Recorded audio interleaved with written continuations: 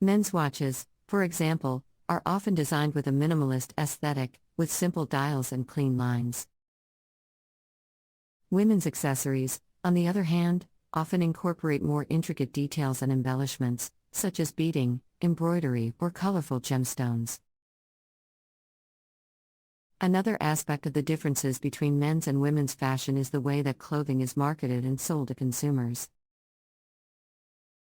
Historically, men's clothing has been marketed as practical and functional, while women's clothing has been marketed as fashionable and decorative. This can be seen in the way that men's clothing is often sold in department stores or specialty shops, with a focus on classic styles and timeless designs. In contrast, women's clothing is often sold in boutiques or specialty shops, with a focus on the latest trends and styles. The marketing of men's clothing also tends to be more straightforward and utilitarian, with a focus on features such as durability, comfort, and fit. In contrast, the marketing of women's clothing often emphasizes more abstract concepts, such as beauty, sophistication, and femininity. The way that clothing is sized and marketed also varies between men's and women's fashion. Men's clothing is often sized based on measurements such as chest size, waist size, and inseam length, while women's clothing is often sized based on arbitrary numbers such as 2, 4, 6, etc.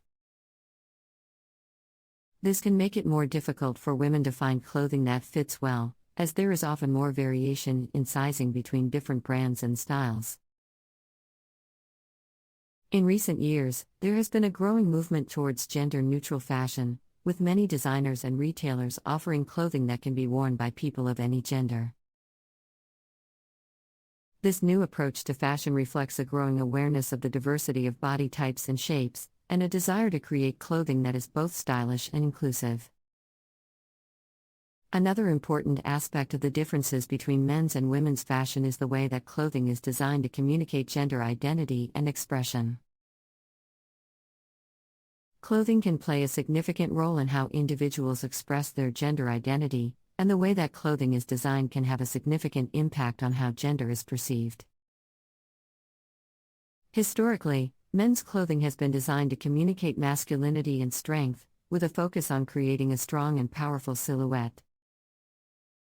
This can be seen in the way that men's suits are often designed with broad shoulders and a tapered waist, emphasizing the masculine V-shape. In contrast, women's clothing has often been designed to emphasize femininity and grace, with a focus on creating a curvaceous and delicate silhouette. However, these gender norms and expectations are changing, and many designers are now creating clothing that challenges traditional notions of gender identity and expression. For example, gender-neutral clothing is becoming increasingly popular, with many designers creating clothing that can be worn by people of any gender.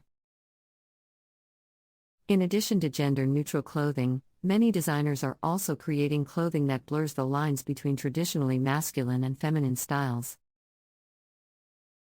For example, some designers are creating suits and blazers that are designed to be worn by people of any gender, with a focus on creating a more fluid and versatile look. Other designers are incorporating traditionally masculine details such as bold prints and structured designs into women's clothing, creating a more powerful and assertive look. Another important aspect of the differences between men's and women's fashion is the way that clothing is designed to reflect cultural and social norms. Clothing can be a powerful reflection of cultural values and beliefs, and the way that clothing is designed can be influenced by a variety of social and cultural factors. For example, in many cultures, women's clothing is designed to be more modest and cover more of the body than men's clothing. This can be seen in traditional Islamic dress, which emphasizes modesty and covers the entire body, and in traditional Indian clothing, which often includes a dupatta or shawl to cover the head and shoulders.